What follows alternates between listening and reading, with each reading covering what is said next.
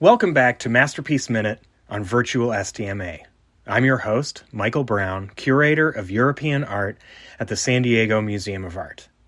Drop in the first Friday of each month to pick up a new mini-talk led by SDMA curators and special guests, spotlighting works of art from the museum's collection.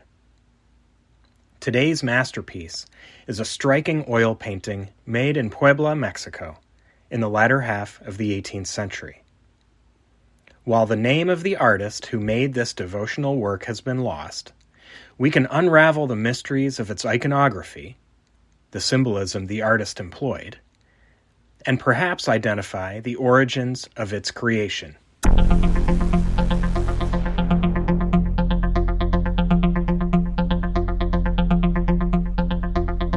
At the time this painting was made, Puebla was a hub of artistic and intellectual activity, with a thriving community of painters, architects, and ceramicists, many descended from indigenous Nahua artists who had flourished in the region before the arrival of the Spanish. Strategically located between the Gulf Coast port of Veracruz and Mexico City, Puebla was the most important Spanish settlement, other than the capital city, during the viceregal period from the 16th to the 19th century. It became a major center of the Catholic Church and home to many Franciscan, Augustinian, and Dominican missionaries. Puebla's region is of great significance in indigenous Nahua culture, situated in close proximity to Mexico's two highest peaks, the volcanoes Iztaccíhuatl and Popocatépetl, and the Great Pyramid at nearby Cholula.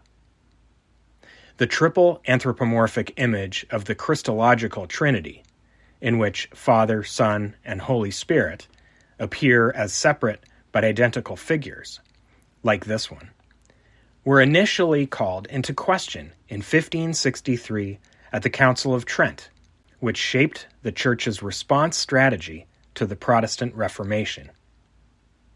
But even after this iconography was officially banned by Pope Benedict XIV in 1745, the symbolism persisted, especially in parts of the Spanish world that had indigenous polytheistic traditions. At the same time, artists in the Netherlands, such as Cornelis Gaal, continued to produce such images with three figures with identical features well into the 17th century.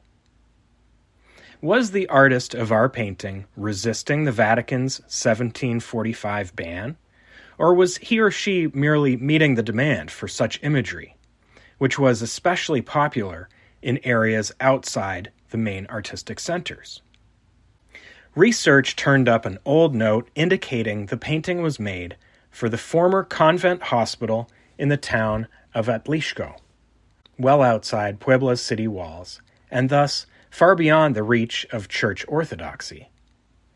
The mountainous landscape and skyline below the cherub heads may well represent that of Atlixco. Upon closer inspection, the three main figures are not identical. In fact, from left to right, depicted on each one's chest are icons of the Lamb for Jesus, Helios or the Sun for God the Father, and the white dove for the Holy Spirit. If we look even more closely at the figure at left, the hand and foot show the nail wounds of Jesus' crucifixion, known as the stigmata.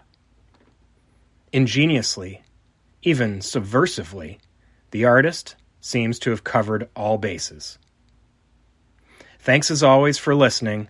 This has been Michael Brown with Masterpiece Minute here on Virtual SDMA.